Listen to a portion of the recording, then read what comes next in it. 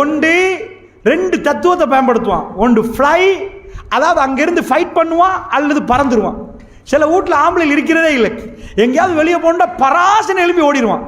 ஏனண்டா இதுக்கு மேலே இருந்தால் பிரச்சனை தான். 4 வாட்டி ஏதாவது சொல்லிட்டான்டா, நான் சும்மா நான் ஒரு பேப்பர் வாங்கிட்டு வரேன்னுவான். அவன் பேப்பரே படிக்க மாட்டேன் இதுக்கு முன்னாடி. இப்போ பேப்பர் படிக்கிறதே பெரிய இன்ட்ரெஸ்டாக போச்சு. நிறைய பார்க்குறோம் கொழும்புல. அட எது வாழ்க்கை, எது சந்தோஷம் எங்கே இருக்குதோ? ராத்திரி 11 மணிக்கு கடத்தெருவில் இருந்து படியில் உட்காந்து பேசிட்டு வீட்டுக்கு போகிறான். ரசூலா என்ன சொல்கிறாங்க?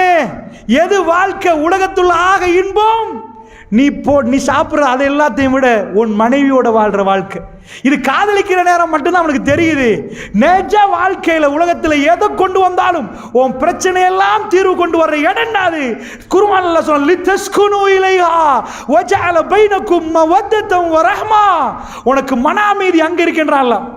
அமெரிக்கர்கள் சுற்றி திரிகிறாங்க, வருஷம் முழுக்க வேலை செஞ்சு போட்டு ஒரு மாதம் இலங்கை போன்ற நாடுகளுக்கெல்லாம் வந்து அந்த மவுண்டனை பார்க்கணுமா, அழகான கடலை பார்க்கணுமா.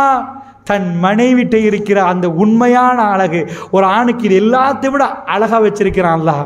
அந்த அன்பு ஒவ்வொரு நாளும் வீட்டுக்கு பிரச்சனையோட போற நேரம் தெஸ்குனு இலைஹா, உங்களுக்கு மன அமைதி அங்கே வரும். இன்றைக்குள்ள நிறைய ஆம்பளைகள் சொல்றாங்க, அவ கண்ட மன அமைதி வருகிறது இல்லை, இருக்கிற அமைதி சேர்ந்து பறக்குது. என்ன செய்யலாம் அப்படின்னு நினைக்கிறாங்க.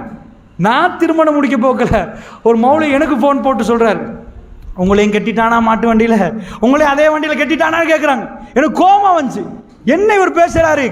ஏனண்டா இன்றைக்கு என்ன நினைக்கிறான்டா, பேச்சுலர் அந்த லைஃப்பை முடிச்சு மேரி பண்ணுற டைமில் பேச்சுலர் பார்ட்டின்னு ஒன்று வச்சுக்கிறான்.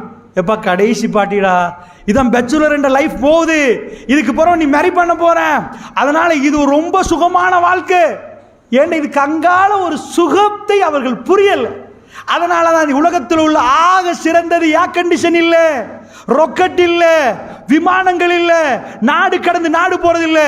ஒரு அன்பான மனைவி கிடைத்தால் மர்அத்து சாலிஹா, ஒரு ஆண் மகனுக்கு அதை விட சிறப்பு இல்லைன்னு குர்ஆன் ஹதீஸை வச்சு நான் சொன்னேன், ஏன் சொந்த கருத்தை சொல்லல. அல்லாஹ் சொல்றான், வஜஅல பைனக்கும் மவத்தத்தம் வ ரஹ்மான்றான். நாங்க என்ன பண்ண தெரியுமா? எங்கேயோ பிறந்திருப்பான் அந்த புள்ள, நீங்க எங்கேயோ இருப்பீங்க. இந்த பிள்ளைக்காக வேண்டி வீட்டில் ஏழை வந்தா 500 ரூபா போடணுமா?